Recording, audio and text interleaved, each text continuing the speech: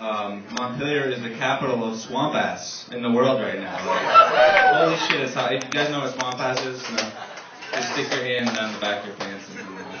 But anyway, it's kind of a weird experience earlier tonight. I came down to Montpelier, after work, wanted to check it out, and never really hung out here. And I went into a bar and was like, I don't know what it was. I experienced kind of a rogue squad of hippies that were very mean. And it fucking threw me for a loop. Like, I'm not making this up. There's like a little dive bar down the street. It's cool bar, Charlie O's or something. I go in and there's this group of dudes hanging out, and like right off they started making some comments towards me. And it's weird getting kind of insulted by hippies because I didn't know what to think of it. It was like, there were weird insults too. Like, when I walked in, I was kind of hanging out, and right off one of them goes, "Ooh, someone's dressed up tonight." And I was like, "You're wearing like tank top and jams. Like, I could wear potato sack tonight and I'd be dressed up. Like, what the fuck are you talking about? I'm dressed up." And then I walked by him to go to the bathroom, and one guy's like, "Ooh, see someone wore cologne today." And I felt sad. Not because it hurt my feelings, because I don't wear cologne. And what he was smelling was not B.O. So, in that circle of, like, goat piss, like, Mexican food garbage that I smelled over there, like, me just walking by, like, oh, he's wearing cologne. No, it was not B.O. So, we got any real Vermonters in the house tonight? Yeah? Are you sure? Because just because you're from Vermont doesn't mean you're a real Vermonter. Like, born and raised, still living in Vermont. I'm not a real Vermonter. I'm not, because there's certain characteristics that real Vermonters tend to have. And like, for instance, I don't want a gun. Like, you can't get Vermont like cred. You can't be a real Vermonter. I don't have a fucking gun. Like, that's just not normal. Vermont's like little Texas. Like, everyone has fucking guns. And I'm not anti-gun. I'm not like Mr. Gun Control. It's just, I've never got it. I've never seen the need to have a gun. And furthermore, when people that have guns try to get me to buy a gun, it makes less fucking sense to me. Like, my boss, a gun fanatic, he's got a house full of fucking guns. He's always like, dude, you gotta get a gun, protect your own. You'll never feel so safe in your house as when you have a gun. I'm like, what are you talking about, man? He's like, I have a gun, locked and loaded, 9mm under my bed. I feel so safe, I don't even lock the fucking door. Someone can come right the fuck in, they come in my room, I'm gonna pull that gun, I'm gonna shoot them in the fucking face. They're dead, boom. And to that, I'm always like, isn't it easier just to lock the door? Like, I'm a lazy motherfucker. Like, given the choice between, like, turning the deadbolt each night or, like, fucking Billy the Kid shit, like, shooting someone, like, I'm gonna go with the lock, right? And, like, I have a hard time getting out of bed and taking a piss. Like, this nicer, I'm like, yeah, is this worth it? Like, maybe I'll just go, blame it on the cat, but, so, no guns for me. I also don't hunt, kind of the same thing. And once again, nothing against people that hunt. I'm not anti-hunting or anything. It's just the same thing. Because my friends that hunt, when they talk about hunting, it's just weird to me because they always talk about fucking go hunt some deer. And they talk about deer like, I fucking respect that deer. Like, I have so much respect for the whitetail. Like, I go after that thing. I respect it so much, I want to blow its lungs fucking through out of its body. Like, God, I'd fucking cut his head off, hang on the wall, and be like, I fucking respect you, deer, like, the rest of my life. That's how much I respect that deer. And, true story, I'm not making this up. I have a good friend who may or may not be in the audience tonight. I'm not making this up. Last year, he shot an albino deer.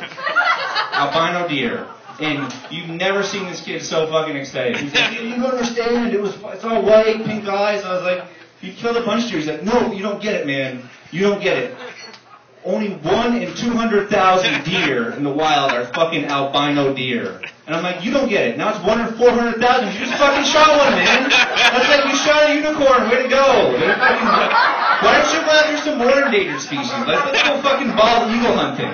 Find a nest, fucking make some omelets out of the eggs, some shit like. Let's go down to Florida, rent a boat, fucking sea manatees. They're pretty easy to run over them. They cut their face off with your prod. They're like, I respect you, manatee. You gotta fucking die. So, I'm not into hunting either. Like I said, nothing against it, it's just not for me. This other Vermont characteristic that's kind of weird, real Vermonters tend to drive drunk, and that is stupid. I'm going to say on the record, it's fucking dumb.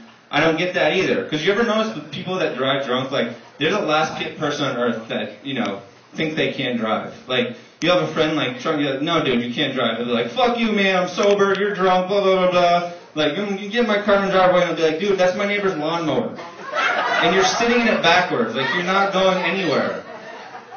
So yeah, I don't think I'm a real Vermonter because, you know, I don't hunt, I don't drive drunk, and I don't have a gun. Actually, ladies might be feeling a little left out because those kind of guy stuff I was talking about. It's a lot simpler if you're a female to know if you're a real Vermonter. Basically, you just have to have sex with someone with said type of real Vermont qualities. Like, if a dude pulls up to your house for a date, like in a car with a deer, like taped to the front of the car, you know, gun rack, double fisting beers, and he gets out, and you're like, ooh, he's fucking hot. Like, you're probably a real Vermonter. So speaking of having sex, my wife and I expecting our first child this October. Great, we did it. You know, we're going to get our ultrasound this week to find out the sex of the baby.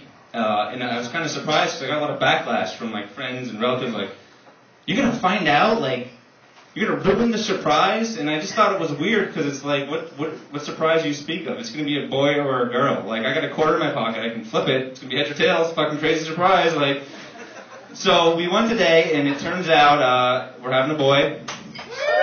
Yeah.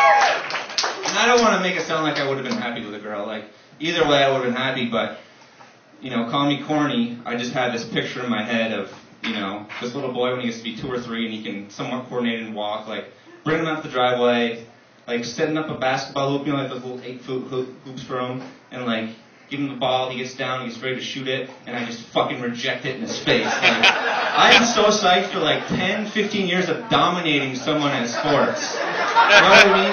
Like, I don't want my son to be, like, obsessed with winning, and winning's the only thing that matters, because he's going to lose to me for a long fucking time. Like multiple sports, like football, I'd be like, son, go stand down there, daddy's going to kick it off, and then he's just going to deplete you. He's going to fucking bury you and do like a Ray Lewis dance over your body.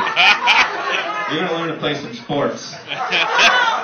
And then, you know, it'll be a proud moment, you know, once he gets to a certain age where his ability is close to mine, and he'll be just about ready to beat me, and I'll be like, no, yeah, I'm too old for this. Like, you're done. Undefeated. See you later.